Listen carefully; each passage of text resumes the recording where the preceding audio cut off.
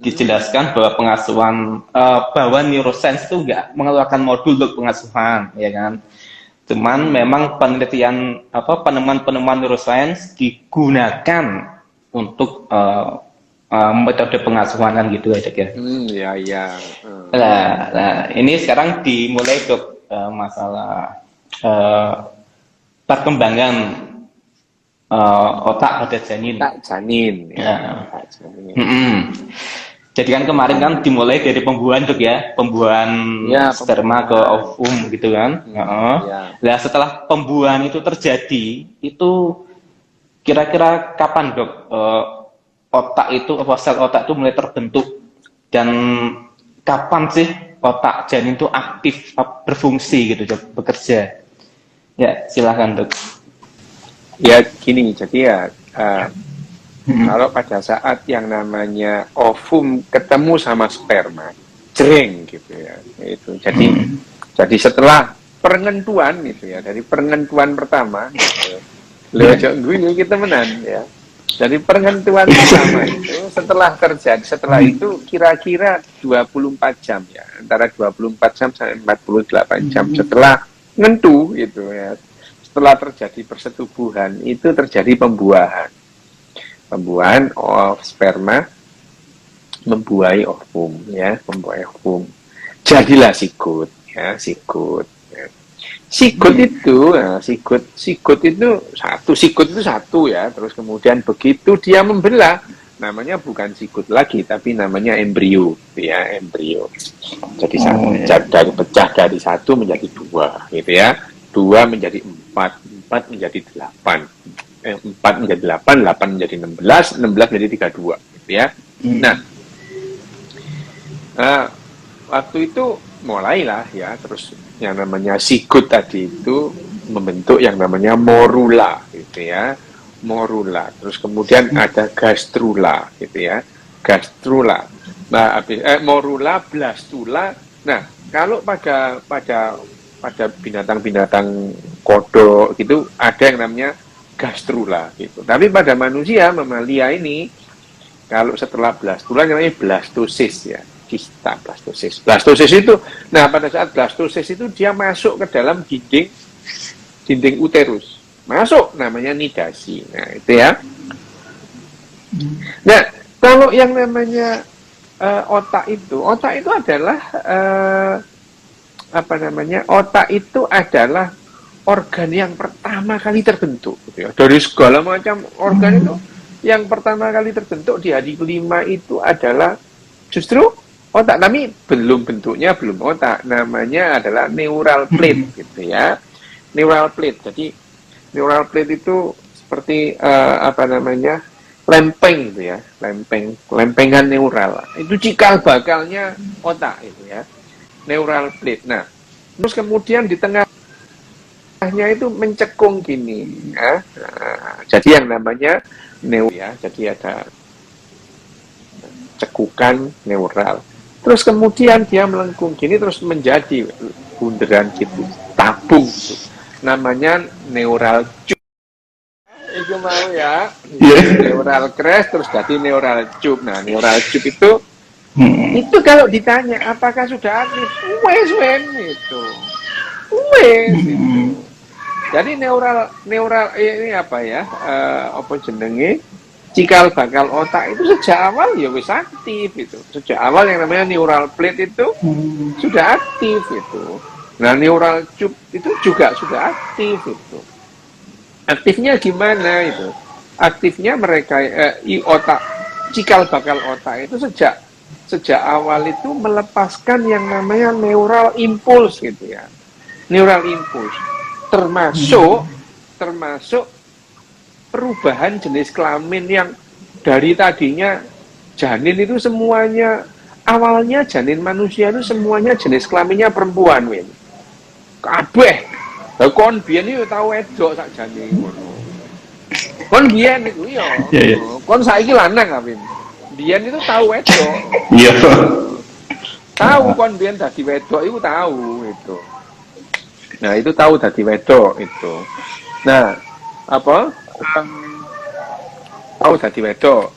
Nah, neural impuls itu, rangsangan neural itu yang memicu janin-janin perempuan itu ada yang berubah jadi laki-laki. Itu karena neural impuls itu ya. Jadi pada minggu ke-8 gitu ya. Minggu ke-8 usia dalam kandungan, dalam usia janin itu, pada saat pertama kali sampai umur 8 minggu, semua janin manusia ini jenis kelaminnya adalah perempuan.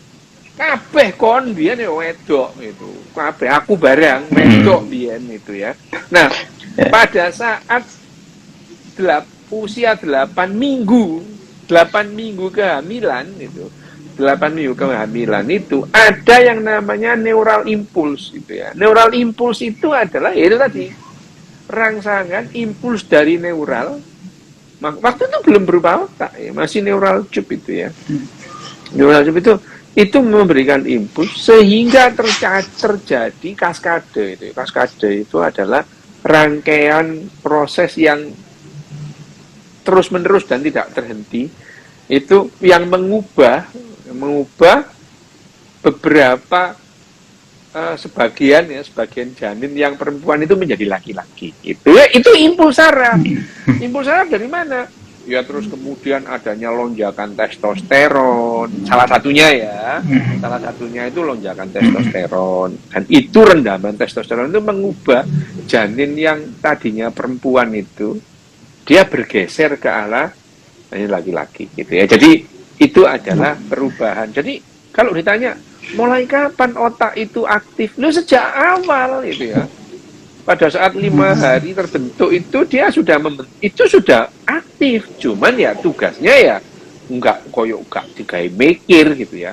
Tugasnya adalah memaintain atau menjadi dirijennya ini janin ini ya, pembentukan janin. Nah, pada saat neural impuls itu terjadilah yang namanya proses itu tadi ya, berubahnya jenis kelamin yang tadinya perempuan menjadi laki-laki gitu. Laki-laki. Ada 2 proses dalam hal ini. Yang pertama prosesnya namanya maskulinisasi. Jadi maskulinisasi dari bentuk yang perempuan ya menjadi bergeser ke laki-laki. Apa itu maskulinisasi? Misalnya ya, klitorisnya yang dari kecil menjadi memanjang, besar jadi penis. Itu maskulinisasi gitu ya. Penis itu awalnya klitoris yang memanjang, ngono, jadi penis gitu. Penis. Terus apalagi gitu ya, belahan yang namanya vagina itu belahan ya, labia mayor, bibir luar itu, dia menggelembung, nutup gitu ya, terus mudun. Jadi zakar gitu, jadi kantong skrotum itu ya, kantong zakar. Nah, testisnya itu dari atas. Yang namanya testis itu tadinya adalah ovarium, indung telur gitu. Indung telur di dalam perut, terus dia mudun, turun, namanya descensus testiculorum, testisnya turun sampai mlebu nang kantong zakar atau skrotum tadi, masuk di situ. Gitu. Nah, proses-proses ini adalah proses-proses maskulinisasi ya, dari yang indung telur atau ovarium itu sampai diusir keluar, sampai mudun, sampai dari testis itu ya, nutupnya labia mayora itu ya, terus kemudian klitoris yang membesar sampai jadi penis. Itu adalah proses-proses yang namanya maskulinisasi gitu ya. Nah, maskulinisasi bukan hanya ciri-ciri kelamin sekunder yang primer, ciri kelamin primer sing ngono. Testis ada penis, itu adalah tanda-tanda atau identitas kelamin primer. Yang sekunder apa? Itu dia menarik gen-gen maskulin yang tadinya nggak kelihatan, yang tidak terekspresi, jadi terekspresi. Apa itu misalnya ototnya jadi lebih kuat, terus brengosen gitu ya, badannya dadanya itu lebih lebar, kekar lebih lebar daripada pinggulnya. Itu adalah ciri-ciri kelamin sekunder. Nah, itu yang disebut maskulinisasi. Nah, selain ada maskulinisasi, ada proses lain yang namanya defeminisasi gitu ya. Sifat-sifat femininnya itu dihilangkan, ya, lemah gemulainya hilang gitu ya. Terus kemudian lemah lembutnya hilang, jadi sangar. Itu nah, itu adalah itu dua proses itu, maskulinisasi dan defeminisasi itu didrive oleh yang namanya neural impuls tadi, belum berupa otak, masih berupa neural tube itu ya. Cuma jadi sebagian janin yang tadinya perempuan menjadi laki-laki itu didrive oleh yang namanya neural impuls tadi awalnya gitu ya. Nah, makanya terus itu jadilah sebagian itu laki-laki. Tapi proses yang namanya maskulinisasi dan defeminisasi itu setiap individu nggak seragam gitu, nggak seragam. Ada yang ekstrim gitu ya, wah ada yang ekstrim banget lah gitu ya. Yang satu laki brengosen, galak gitu ya, agresif gitu, ada gitu ya, gendernya ya maskulin banget gitu. Tapi ada misalnya karena maskulinisasi dan defeminisasi itu berbeda-beda, ada orang yang laki gitu ya, laki gitu ya. Ada orang yang laki, ya enggak terlalu laki-laki gitu ya, modelnya kemayu gitu ada gitu ya, kemayu gitu ada. Tapi ada juga yang laki gitu ya, laki kemayu ya ada itu, karena yang namanya itu karena prosesnya itu tidak seragam gitu. Nah, itu juga yang menjelaskan kenapa lebih banyak cowok yang ke cewek-cewekan ketimbang cewek yang ke cowok-cowokan. Nah, karena semua darah awalnya adanya perempuan gitu. Cewek. Jadi sebetulnya cowok yang ke cewek-cewekan itu adalah cowok yang ingin kembali ke fitrahnya. Karena fitrahnya itu perempuan, iya. Gitu ya, Wim. Oke. Ya sih. Itu ya. Itu karena kepingin kembali ke fitrahnya. Nah, itulah yang itu yang mendrive adalah otaknya. Jadi kalau pertanyaanmu mulai kapan otak itu aktif, sejak awal itu, sejak awal. Nah, hanya saja kemudian seiring dengan perkembangan janin terbentuklah otak bagian tengah, otak korteks, terbentuk itu pelan-pelan sampai akhirnya menjadi otak kita. Tapi sebetulnya pada saat dilahirkan itu otaknya manusia itu belum berkembang sempurna gitu ya, belum maksimal berkembang. Jadi pada saat lahir itu otak manusia itu masih belum sampai batas maksimal berkembangnya, berbeda dengan bayi-bayi binatang lain gitu. Bayi wedus itu misalnya ya, begitu lahir ya sudah gitu, itu seperti bisa ngadeg ya, bisa berdiri, iso ngadeg, iso golek berdiri ya, gitu ya. Wedhus iku, kucing iku ya, mbok Mas yo lahir ngono, meskipun lahir kucing, dia bisa mencari puting emaknya jalan gitu ya. Ya, emaknya juga gitu. Kalau bayi manusia nggak bisa gitu ya. Manusia ini adalah satu-satunya mamalia yang pada saat dilahirkan otaknya itu masih berkembang 50% gitu ya. Masih banyak, masih berkembang gitu ya, berkembang. Nah, otak ini memang dirancang oleh gen. Gen kita itu merancang otak kita itu nanti bentuknya seperti apa, rancang gen itu. Hanya saja otak itu berkembangnya tidak hanya sesuai dengan rancangan gen gitu. Loh kenapa? Iya, karena pada saat misalnya, pada saat terjadi impuls neural, otak kita itu terus kemudian ikut terendam oleh testosteron gitu ya. Ikut terendam oleh testosteron gitu ya. Jadi pada saat umur 8 minggu itu, pertama kali ada impulsnya juga dari neural tube tadi itu ya. Impuls dead itu. Terus kemudian ini, janin itu menghasilkan testosteron banyak gitu ya. Sehingga otak itu, calon otak itu kerendam testosteron itu. Nah, rendeman testosteron itu juga nggak seragam. Ada yang rendemannya banyak, ada yang rendemannya sedikit. Makanya ada orang yang sangat agresif itu. Agresif banget ada itu. Itu orang yang misalnya waktu saat janin itu rendeman testosteron itu luar biasa banyaknya itu. Entah itu perempuan, entah itu laki-laki, kalau rendeman testosteronnya banyak itu makin agresif itu pada saat dia ada di kandungan. Nah, pada saat di kandungan tuh testosteron juga tergantung suplainya gitu. Ibunya itu gimana kondisi hormonalnya gitu. Ya, itu. Nah, semakin lanjut, semakin tua usia kehamilan yang terjadi juga demikian.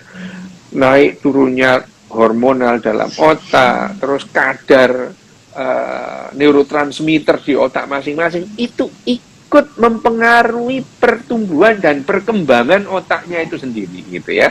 Nah, misalnya ibunya stres gitu ya, asetilkolinya tinggi itu, dopaminnya turun rendah gitu. Akhirnya kadar dopamin di dalam tubuh atau di dalam fetus itu juga berpengaruh gitu ya. Misalnya ibunya kecelakaan atau ibunya mengalami infeksinya dalam kandungan, infeksinya mempengaruhi pertumbuhan otaknya, jadi berbeda gitu. Jadi berbeda gitu. Jadi ya yang namanya memang betul bahwa yang namanya gen itu merancang otak itu nanti jadinya seperti apa. Ya benar gitu ya, itu betul gitu ya. Tapi yang namanya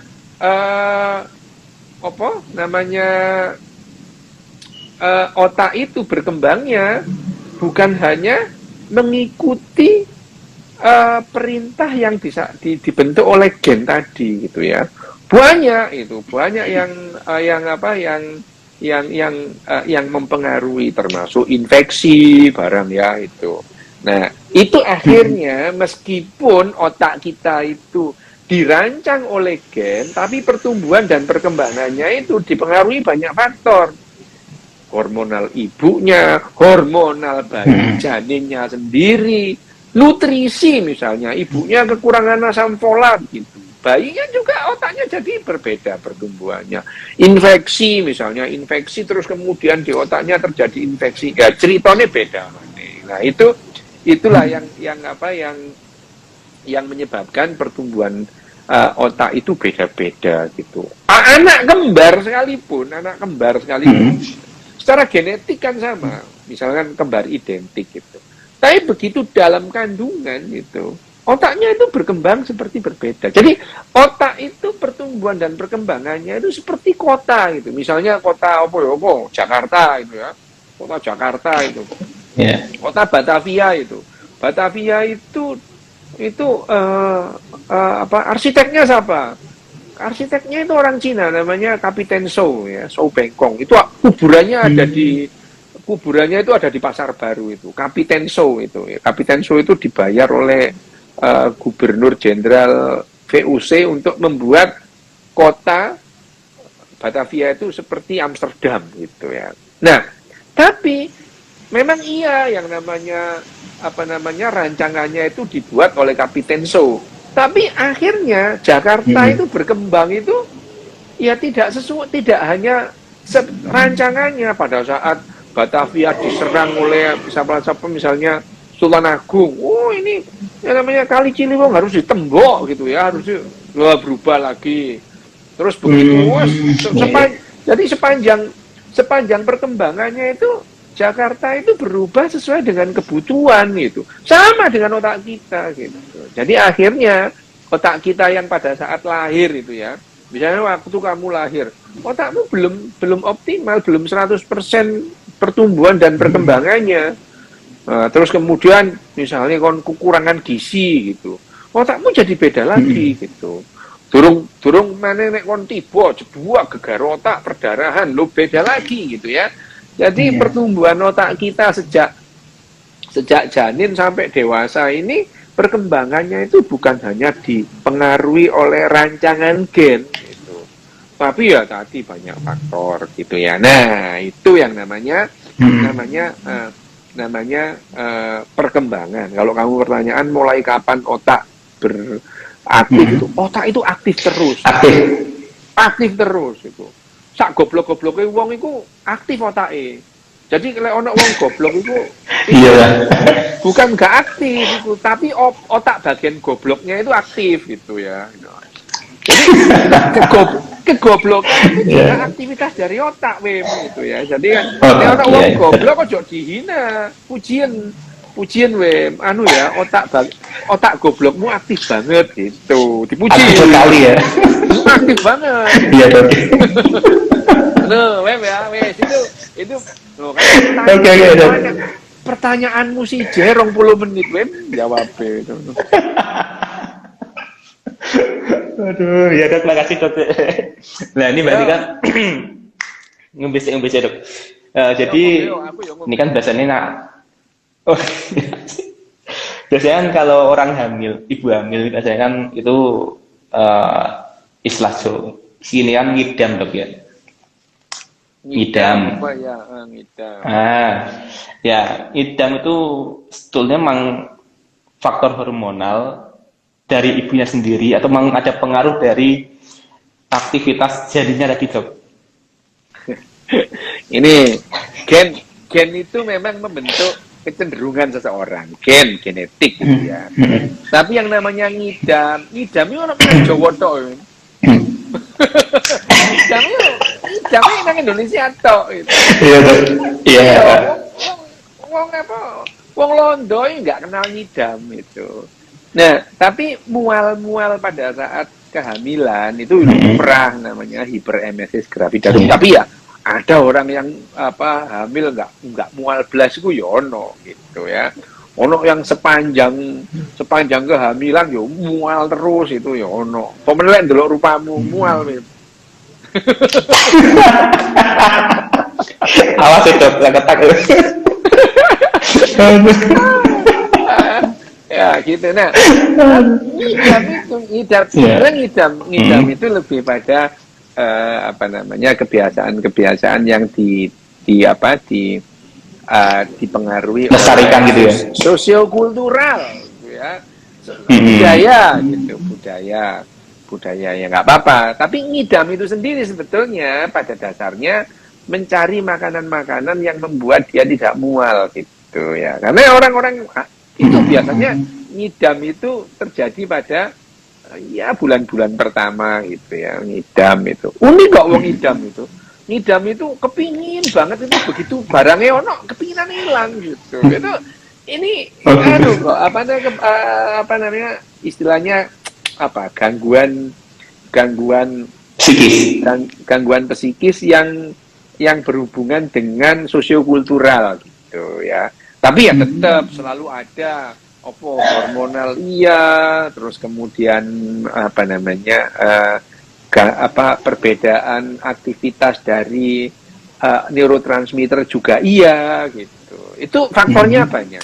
Itu ya soal ngidam ya.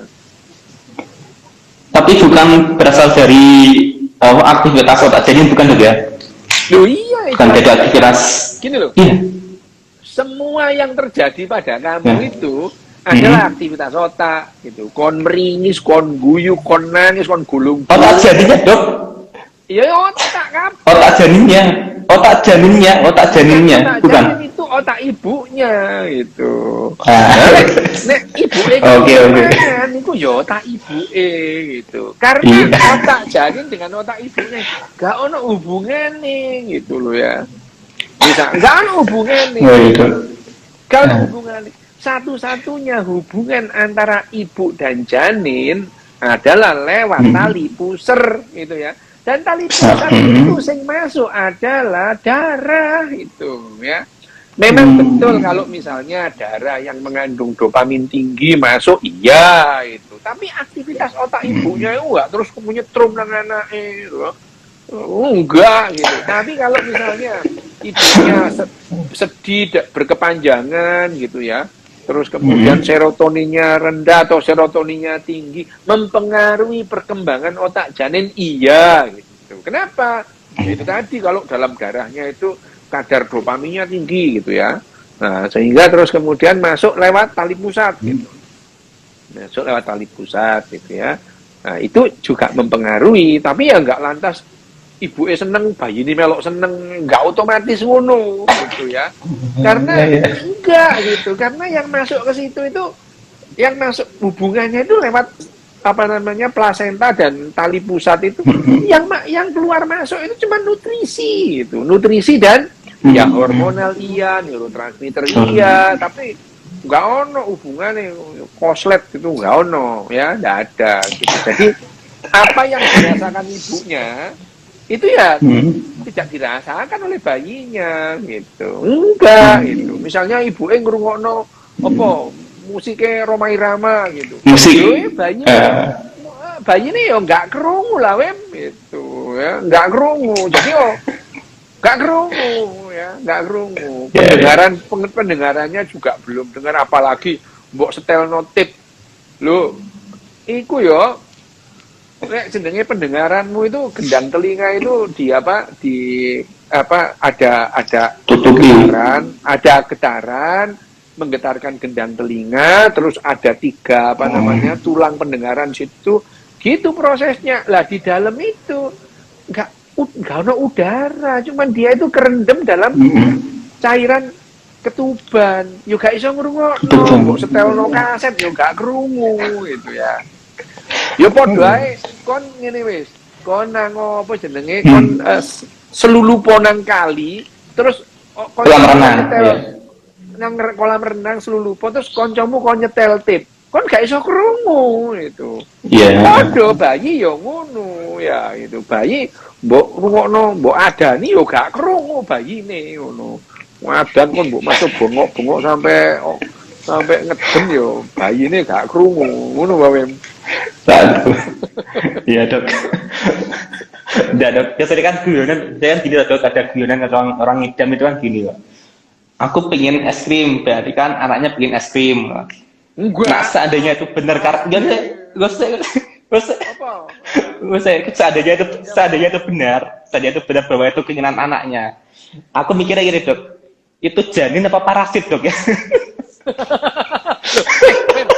Janin itu parasit memang. Janin itu memang parasit. Oh. Janin itu parasit. Parasit bagi ibunya. Itu sudah jelas bahwa janin itu parasit, iya itu ya. Itu sudah tidak diragukan lagi. Parasit. Janin itu, jadi ibu dan janinnya itu adalah parasit itu. Parasit orang janinnya nggak lapor jaluk mangan. Gitu, ya. Parasit. Jadi betul-betul yang namanya janin itu parasit bagi ibunya gitu. Bagi ibunya ya. Bagi ibunya parasit gitu. Oke. Nah tapi ya namanya parasit itu juga pinter gitu ya. Ya istilahnya parasit itu juga punya kecerdasan. Dia itu melepaskan misalnya pada saat itu melepaskan oksitosin, sehingga ibunya itu merasa sayang sama parasitnya itu gitu ya. Sayang dia eman-eman gitu. Itu adalah hubungannya bagaimana janin itu bisa memaksa ibunya itu memaksa oksitosin dalam otaknya itu meningkat supaya dia sayang sama bayi dalam kandungannya gitu. Mikir-mikir dilus-lus ya diawang. Oleh enggak ya wis udrak-udruk enggak karu-karuan gitu ya. Tapi ya bukan lantas iki aku kepingin mempengaruhi dari otaknya. Iya tapi ya enggak mau bayinya pengin rujak, pengin iwak gurame. Ngarang gue. Ya. Oke dok. Berarti sebenarnya aku juga pengen takon tadi tuh, pengen tanya juga soal apakah bayi itu parasit apa enggak. Kan parasit. Dokter sudah jawab dulu. Iya. Bayi parasit jelas. Dokter sudah jawab. Oke. Siap dok, terima kasih. Ya dok. Ini kemarin ada yang tanya dok, masalah pengasuhan gitu. Ini ada pesanan pertanyaan soalnya lupa. Apa? Mas ini minta pendapat ya dok, minta pendapat. Jadi kan kalau ada dua orang tua, ya kan, dua orang tua ayah ibu, yang kedua-duanya tuh punya pendidikan masing-masing, punya prinsip masing-masing yang sama kuatnya. Ya. Dan di dalam pengasuhan anaknya itu, anggap sajalah salah satu bapak atau ibunya itu mendidik sesuai prinsip ibunya mungkin ya, sesuai ibunya. Sedangkan bapaknya itu nggak setuju dengan prinsip ibunya, di pertentangan gitu loh dok. Ayah dan ibu itu pertentangan. Nah itu sebaiknya gimana dok? Apakah yang pihak satu mengalah, apa gimana? Atau memang sebelum menikah atau sebelum punya anak itu harus dimusyawarahkan dulu seharusnya dok? Nah gimana dok? Aduh, gini loh, yang namanya mengasuh itu ya. Pengasuhan itu bukan hanya pada manusia. Semua binatang itu mengasuh anaknya. Semua binatang itu mengasuh anaknya. Cuman yang namanya pengasuhan itu, kapan pengasuhan itu dimulai? Ya sejak perkentuan pertama itu ya. Jadi pada saat terjadi, itu saat itu juga diasuh. Kenapa? Ya tadi kan kalau tanya pada dasarnya itu hubungan parasitisme antara bayi dan ibunya itu kan itu bayinya diasuh tiap hari, tiap saat diberi nutrisi, itu diasuh sebetulnya. Supaya apa? Supaya siap melanjutkan kehidupan. Itu pengasuhan itu. Ya, pengasuhan itu supaya siap melanjutkan kehidupan. Pada saat di dalam kandungan, itu ya diasuh sebetulnya itu. Kenapa? Nggak bisa golek mangan dewe, disuplai makanan. Lewat mana? Lewat tali pusat gitu ya. Disuplai gitu, disuplai. Pada saat sudah lahir, ya tetap diasuh. Asuhnya bagaimana? Itu disusoni, gitu ya, disusoni. Terus kemudian kotor diresiki, diadusi. Supaya apa? Supaya nggak infeksi, gitu. Itu pengasuhan sebetulnya. Gitu. Jadi pengasuhan itu bukan hanya istilahnya gue nek wis gede terus diajari opo gitu. Ya diajari opo. Sebetulnya ibu itu ngajari bayinya nyusu, itu diajari karena bayi itu nggak bisa itu. Bayi itu nggak bisa mencari teteknya ibunya, itu kan nggak bisa. Ambek ibu itu dicedek, gitu ya. Ya gitu, diajari. Memang diajari, jadi semua itu diajari. Hanya saja mengajari anak itu tidak lantas terus kemudian mbok nasehati. Kan gak iso arek cilik mbok nasehati, mbok ngudang-ngudang, tak gintung anakku sing paling ganteng dhewe gak ono tunggale nang kecamatan, lek gede dadi maling. Gak ono ngono ya. Gak iso. Mbok itu ya anak mbok ngudang-ngudang engko lek gede dadi dokter. Ya yo gak krungu gitu ya. Jadi nggak ada. Jadi pengasuhan itu sebetulnya pada dasarnya adalah menyiapkan anak itu siap hidup. Nah, setiap binatang itu beda. Misalnya kita kemarin sudah ngambil contoh penyu misalnya. Penyu pengasuhannya sampai mana? Ya sampai bertelur gitu ya. Bertelurnya emaknya golek tempat yang anget di pinggir pantai. Dia keluar dari laut, bertelurlah di pasir gitu. Nah, karena kehangatan pasir itu membuat netes itu. Nah, jadi sebetulnya diasuh sampai kapan? Sampai bertelur, habis itu ditinggal gitu ya.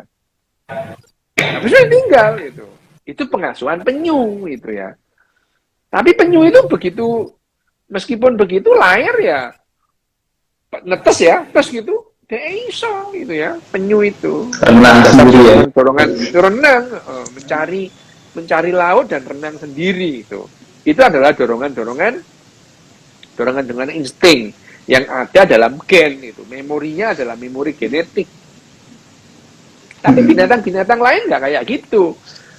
Ya, mamalia enggak. Mamalia pada saat lahir gitu ya. Anaknya belum bisa berantem dilindungi gitu. dilindungi itu. Dilindungi. Waduh, ayam misalnya. Ayam itu netes ngono, ayo cedek ono lek gak ditabluk kon ngono ya. Itu melindungi. Mbokne galak tuh. Mbokne galak, Ayo coba banyak sing duwe ono blengure itu ya. Karena ada blengurnya cedek ono lek sosor kono. Disosor mae kon. Nah, itu adalah dalam rangka pengasuhan anak gitu. Itu pengasuhan gitu. Mengasuh sampai anaknya itu siap untuk hidup gitu. Macan juga gitu. Macan itu anaknya lahir diajari apa? Diajari berburu gitu. Diajari berburu. Berburu gitu ya. Begitu anaknya wis iso berburu diusir mek mae. Wis kon urip dhewe ngono. Itu adalah pengasuhan gitu ya. Nah, anak juga begitu. Manusia juga gitu. Mengasuh itu adalah mulai dalam kandungan, nyusoni bayi, itu juga dalam rangka pengasuhan. Nah, pada saat manusia itu sudah iso diajak omong-omongan gitu. Nah, manusia itu belajar dengan meniru, nah, mulai di situ ya. Mulai lagi itu ada yang namanya istilahnya pengasuhan kognitif gitu ya. Kognitif itu ya, memberitahukan gitu. Hanya saja sakjane ngono, manusia itu nggak bisa dikasih tahu, harusnya dilatih. Nggak bisa dikasih tahu. Mbok kon ojo nyolong njupuk barange wong, iku gak iso gitu.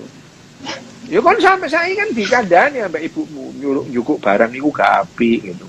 Ya, tapi nek ono handphone ketinggalan mbok pe. Di apike kan gak ono ya. Itu adalah bahwa yang namanya pengasuhan itu ya dilatih ya apa carane misalnya gak njupuk barange wong gitu. Itu dilatih pura-pura ini barangnya sapa, latihan iku sing nek nang Jepang iku latihan gitu. Nah, pengasuhan pada manusia itu kalau itu mengasuh anak itu supaya anaknya siap mandiri gitu. Enggak pada dasarnya. Manusia itu tidak bisa mandiri. Gak iso, Wim. Gak iso. Wong kon kate mangan Indomie kudu ngenteni Alfamart buka gitu ya. Gak iso gitu.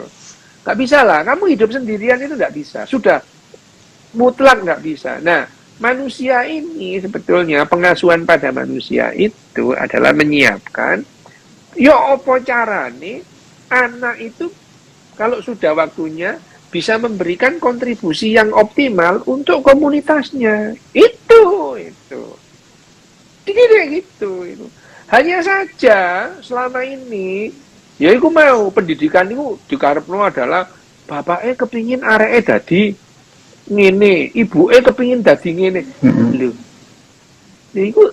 Itu bukan pengasuhan sih. Itu kegoblokan sakjane ngono. Lah gimana itu?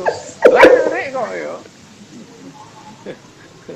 Ya, itu pada dasarnya adalah itu bukan pengasuhan itu. Itu indoktrinasi gitu. Tapi apa indoktrinasi itu bagian dari pengasuhan? Iya itu. Hanya saja ini pengasuhan yang tidak sehat. Kenapa? Tidak bisa. Orang itu nggak bisa jadi sesuatu kalau nggak dilatih gitu. Ya, dilatih buang sampah, dilatih caranya nyebrang jalan, dilatih mematuhi rambu-rambu lalu lintas. Lek kon nggak pernah dilatih sampai kapanpun nggak iso ono tanda larangan masuk yo mlebu ae gitu. Nggak iso karena nggak dilatih gitu. Nggak pernah latihan gitu. Ya, itu dilatih maling, Dok. Dilatih maling sih masuk. Karena kalau nggak dilatih, kecenderungan kita pengen enak sendiri itu muncul gitu. Harus dilatih gitu. Harus dilatih jane gak karepe dhewe. Itu latihan buang sampah. Kenapa? Lek sak karepmu dhewe kon buang sak karepmu itu. Tapi dilatih gitu. Itu adalah pengasuhan pada manusia. Semakin kamu bisa dilatih untuk bisa bekerja sama, semakin efektif dan efisien pekerjaan yang dilakukan oleh kelompokmu. Itu tujuannya gitu ya. Tapi ini tidak banyak disadari gitu. Bedanya apa? Karena kita sekarang bekerja sama dalam jumlah yang besar banget itu. Nek perlu wong sak dunia itu kerjasama gitu ya. Ya. Iku caranya supaya kita bisa bekerja secara efektif dan efisien. Masalahnya kita itu hidup dulu berkelompok-kelompok, yang satu kelompok dengan kelompok yang lain itu saling saingan. Kenapa? Lah rebutan sumber daya gitu. Ya, kelompok yang lain. Jadi ikatan kelompok itu dulu penting banget dulu ya. Ikatan antar kelompok itu penting karena kalau kamu diserang kelompok lain itu, gimana caranya kelompokmu itu bisa bertahan gitu. Itu dulu ya, pada saat sumber daya di bumi ini sangat rendah sehingga orang rebutan makanan, menyerang desa lain untuk mengambil lumbung, itu dulu terjadi gitu ya. Nah, sehingga ikatan kelompok kecil itu penting dulu itu. Sekarang pada saat sumber daya itu melimpah, yang kita butuhkan sebetulnya adalah bagaimana kita kerjasama dalam jumlah yang besar. Negara-negara kerjasama gitu ya. Nah, sampai akhir Perang Dunia Kedua, masing-masing negara itu kan saingan gitu. Gitu. Kenapa? Ya sampai akhir Perang Dunia Kedua sumber daya itu terbatas, sehingga orang itu rebutan yang namanya misalnya minyak, itu rebutan itu, royoan, penting royoan itu ya. Amerika misalnya waktu itu Rusia itu Soviet itu punya kebijakan politik air hangat gitu ya. Wah, dia mencari negara-negara yang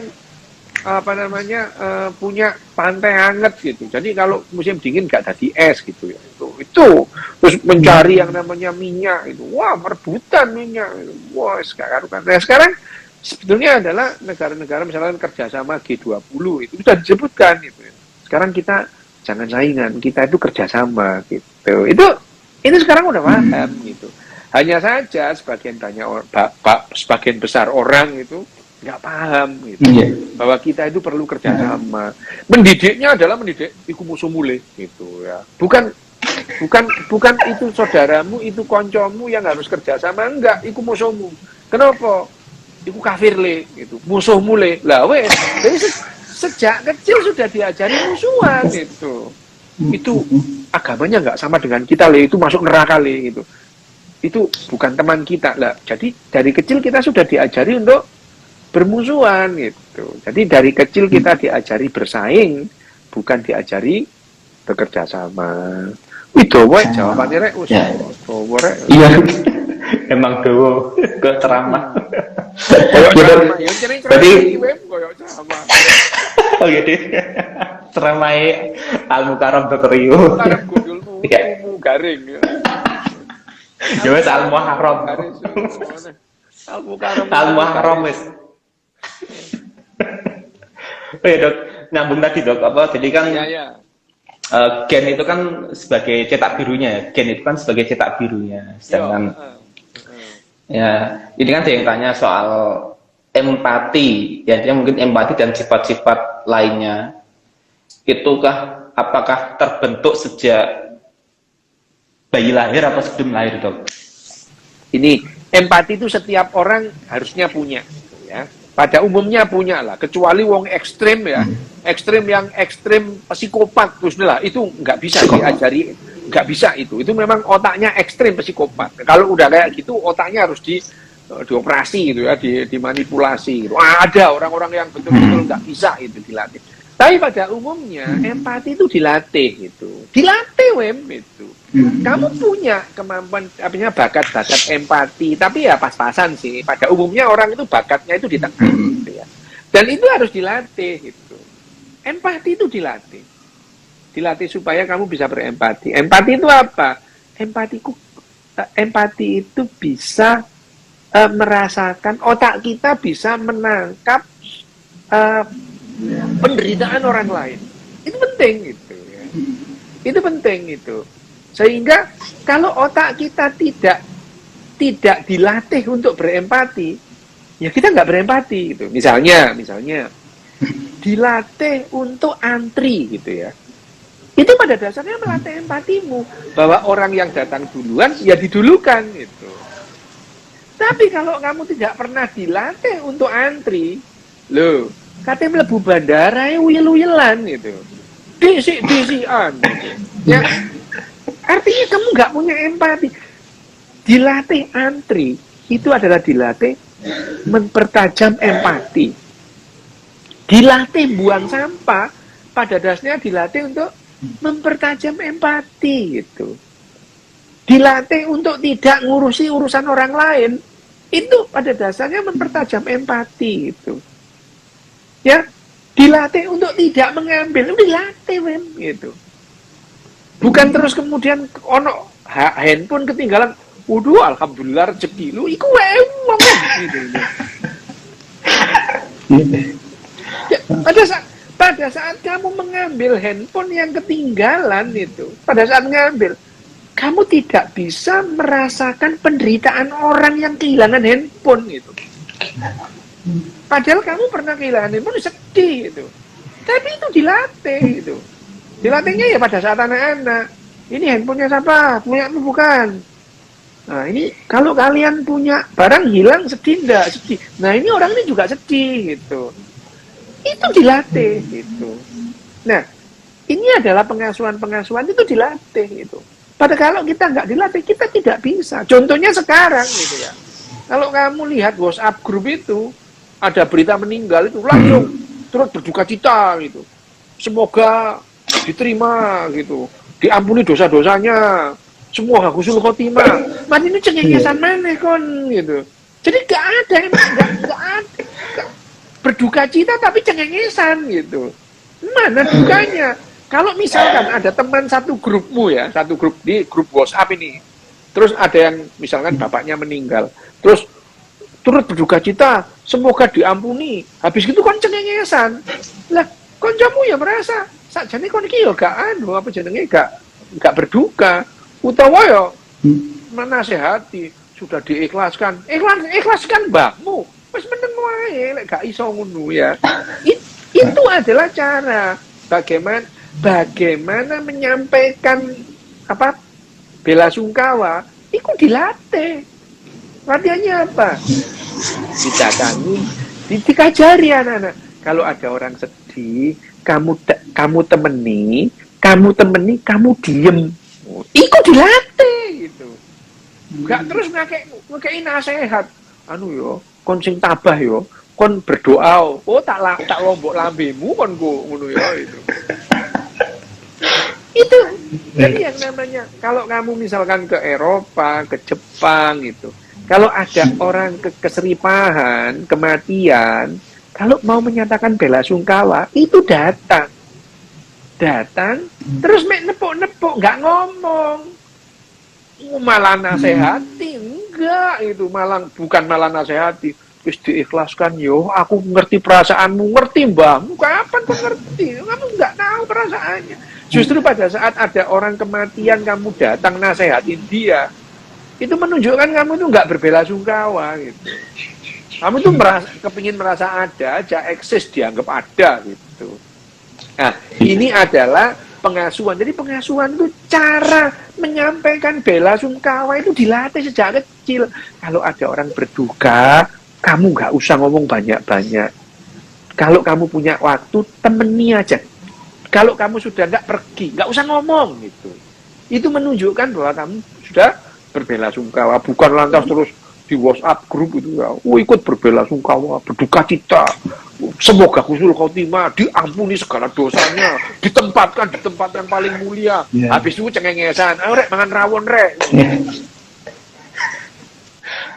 Iya. Oke. Berarti empati. Jadi pada dasarnya gini, sifat itu apa ya? Pada dasarnya tuh dilatih dok ya. Sifat itu dilatih ya, karakter itu dilatih ya. Kecuali memang ada kejadian ekstrim, yang mempengaruhi otaknya dok ya, tidak saya.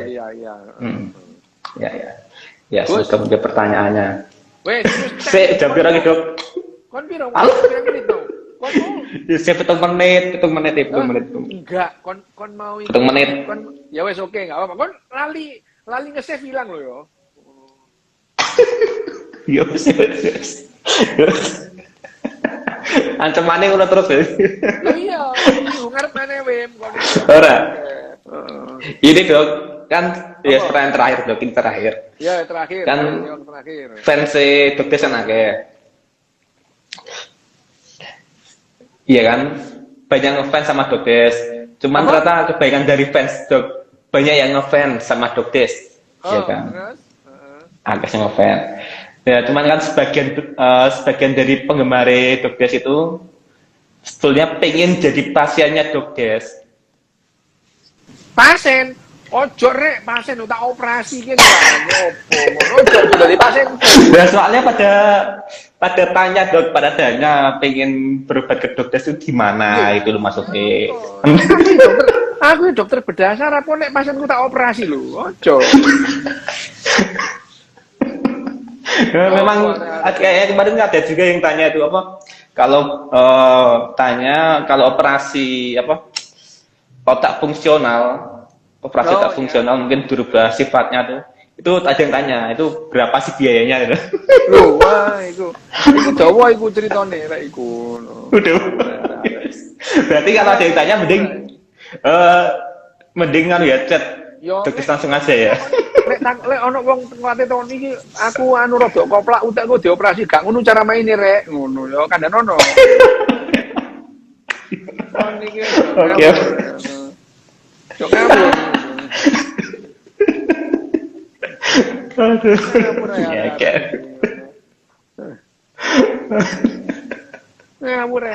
Ya ora maksudnya enggak masih pada tanya Dok, maksudnya pengen tahu kerja di mana sih maksudnya gitu. Pengen tahu Dok Des kerja di mana gitu.